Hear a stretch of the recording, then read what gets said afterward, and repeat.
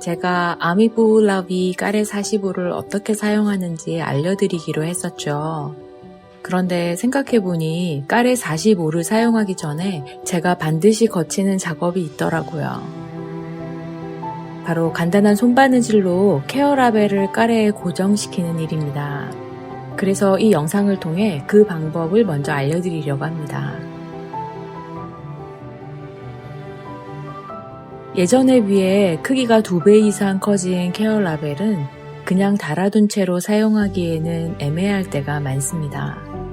그렇다고 떼어버리기에는 세탁을 맡길 때마다 곤란하죠.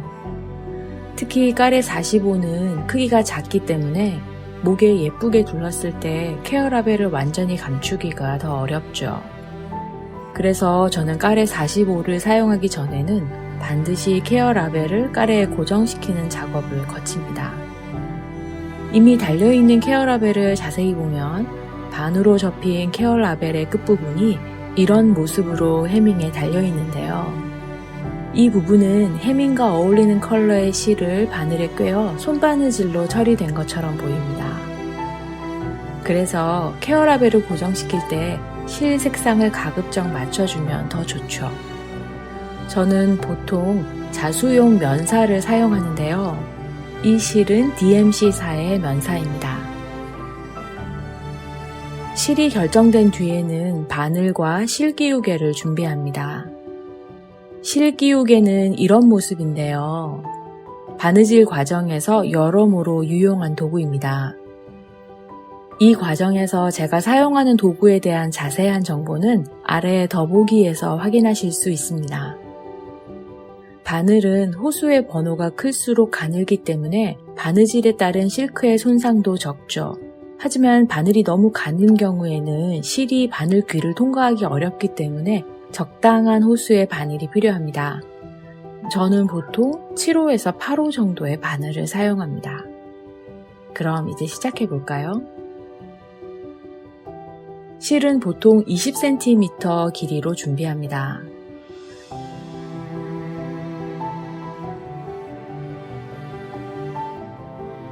반드시 가위를 사용하여 절단면이 깨끗하도록 잘라주세요.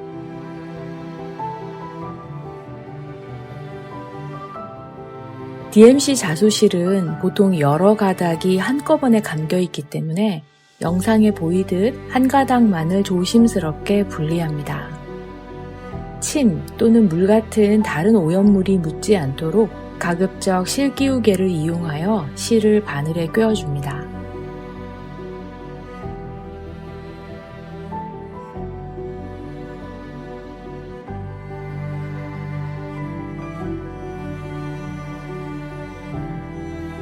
실에 매듭을 만들지 않은 채로 영상에 보이는 것처럼 바늘을 2겹의 케어 라벨 중 뒷부분으로 찔러 넣습니다.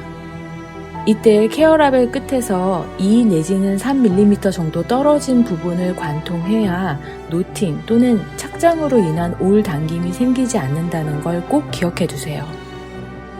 바늘을 관통시켰다면 케어 라벨과 까레가 자연스럽게 겹쳐지게 하여 해밍에서 바늘이 관통할 부분을 찾습니다.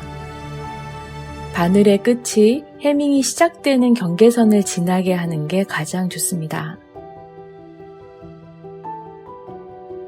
이제 아주 짧은 한 땀을 떠줍니다.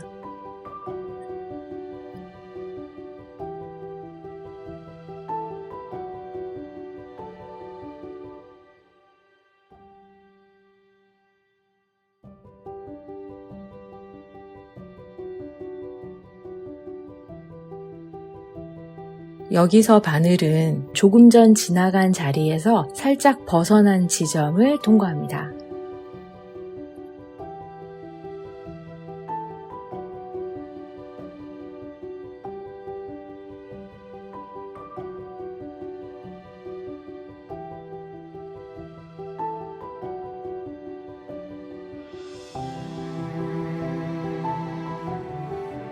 고정시킨 케어 라벨이 까레의 외관에 아무런 영향을 미치지 않는다는 것을 확인한 다음 남은 실을 라벨 반대편으로 빼냅니다.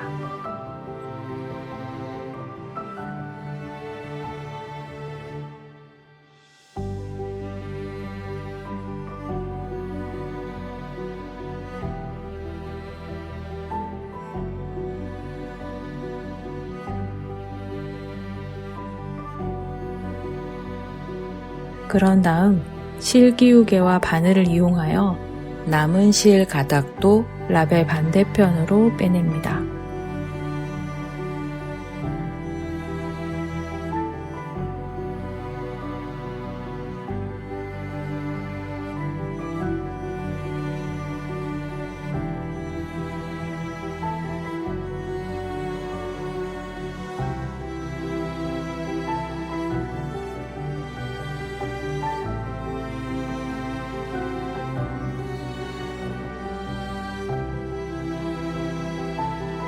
이때 라벨 반대편으로 빠져나온 두 개의 실 가닥은 최대한 가깝게 있는 것이 좋습니다.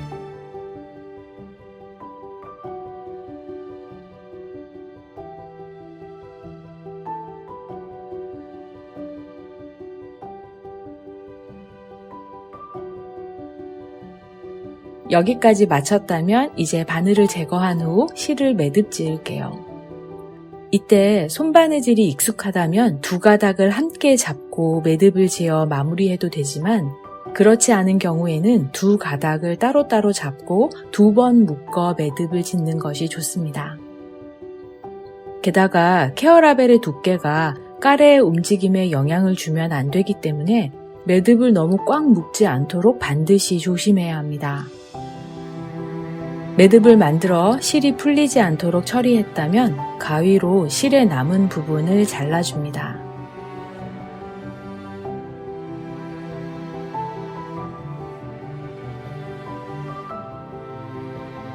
이제 이 케어 라벨은 까레와 함께 움직이되 까레 연출을 방해하는 일은 없을 거예요.